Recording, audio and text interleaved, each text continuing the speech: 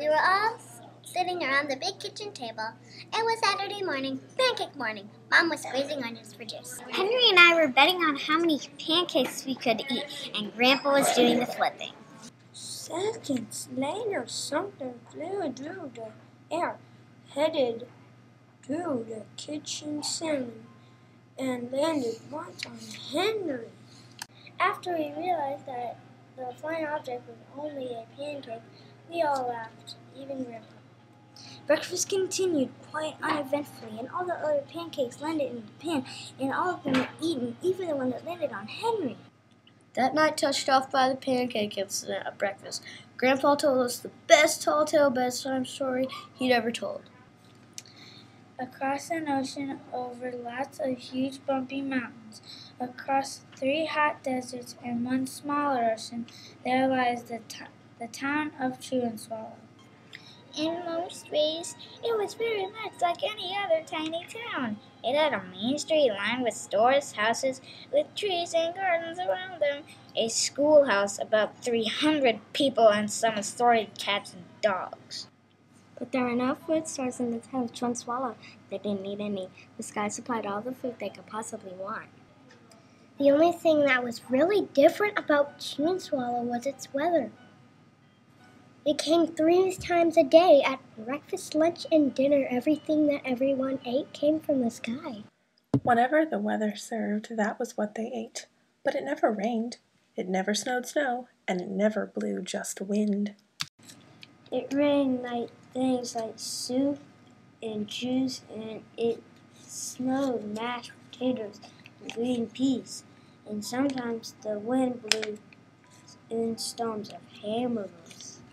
The people could watch the weather report on television in the morning, and they would even hear a prediction for the next day's food. When the task was on their side, they carried their plates, cups, glasses, forks, spoons, knives, and napkins with them. That way they would always be prepared for any kind of weather. If there were leftovers in there, usually where people took them home and put them in their refrigerators in case if they got hungry between meals. The menu varied. By the time they woke up in the morning, breakfast was coming down. After a brief shower of orange juice, low clouds of sunny-side-up eggs moved in, followed by pieces of toast.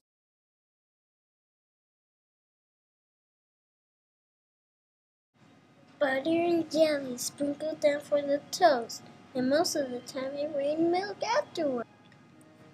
For lunch one day, Frank riders already in their rows blew in from the northwest at about 5 miles an hour. There were mustard clouds nearby. The wind shifted to the east and brought in baked beans. A drizzle of soda finished off the meal. Dinner one night consisted of lamb chops becoming heavy at all times with occasional ketchup. Periods of peas and baked potatoes were followed by gradual clearing with a wonderful jello setting in the west. The sanitation department of Swallow had a rather unusual job for the sanitation department. It had to remove the food that fell on the houses and sidewalks and the lawns. The workers cleaned things up after every meal and feed all the dogs and the cats. Then they empty some of it into the surrounding oceans for the fish and turtles and whales to eat. The rest of the food was put back into the earth so that the soil would be richer for the people's flower gardens. Life for the townspeople was delicious, until the weather took a turn for the worse. One day there was nothing but gorgonzola cheese all day long. The next day there was only broccoli all over cooked, and the next day there were Brussels sprouts and peanut butter with mayonnaise. Another day there was a pea soup fog. No one could see where they were going, and they could barely find the rest of the meal that got stuck in the fog. The food was getting larger and larger, and so were the portions. The people were getting frightened. Violent storms blew up frequently. Awful things were happening. On Tuesday, there's a hurricane of bread rolls all day long and into the night. There's soft rolls and hard rolls, some with seeds and some without. There's white bread and rye and whole wheat toast. Most of it was larger than they had ever seen bread and rolls before. It was a terrible day. Everyone had to stay indoors. Roofs were down and the sanitation department was beside itself. The mess took the workers 4 days to clean up, and the sea was full of floating walls. To help out, the people patted as much blood as they could in the backyards. The boats picked at it a bit, but it just stayed there and got stiller and stiller. There was a storm of pancakes. One morning, in a downpour of maple syrup that nearly flooded the town. A huge pancake covered the school. No one could get it off because wait, though they have to close the school. Lunch on the day started cheese and jelly sandwich. Everyone ate themselves sick, and the day ended with cake. There was an awful salt and pepper wind accompanied by an even worse tornado.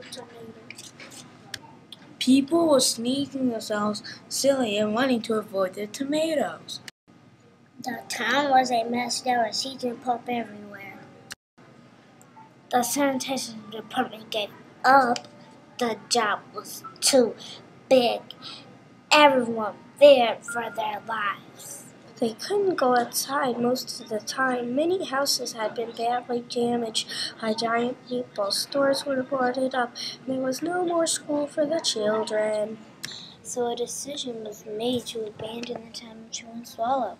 It was a matter of survival. Pieces of stale bread, the sandwiches of peanut butter, took the lettuces with them and set sail on their raft for new land. After being afloat for a week, they finally reached a small coastal town which welcomed them. The bread has helped us surprisingly well enough for them to build their temporary houses for themselves out of it. The children began school again, and the adults all tried to find places for themselves in the new land. The biggest change they had to make was getting used to buying food.